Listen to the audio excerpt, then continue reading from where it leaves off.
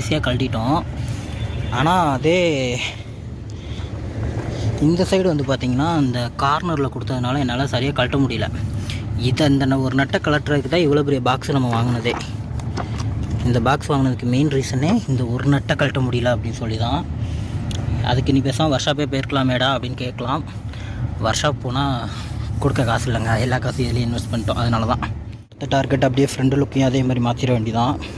இதை மாற்றிட்டோன்னா வண்டி வேறு மாதிரி ஆயிருங்க. இப்போவே வண்டி மாறிடுச்சுன்னு நினைக்கிறேன். ஸோ எனக்கு தெரிஞ்சு நான் சர்ச் பண்ணி பார்த்தேன், கேரளாவில் யாருமே இந்த மாதிரி பண்ணலை. நம்ம தான் ஃபஸ்ட்டு பர்க்மேன் அப்படிங்கிற ஒரு வண்டிக்கு இப்படி பண்ணுறோம் அப்படின்னு நினைக்கிறேன். தமிழ்நாட்டில் யாராவது பண்ணியிருக்காங்களான்னு தெரியல. ஸோ அடுத்து வந்து இதாங்க, இதையும் ஃபிட் பண்ணிட்டா வண்டி லுக்கே மாறி போயிடும். ஸோ இது ரெண்டுமே நமக்கு ஃப்ரெண்டில் வந்துடும். அவ்வளோதான். ஃபைனலி நம்ம ஒர்க் வந்து முடிஞ்சிருச்சு. யாரையுமே ஹெல்ப்பு கூப்பிடவே இல்லைங்க. அந்த பையனை கூப்பிட்டா அந்த பையன் பின்னாடி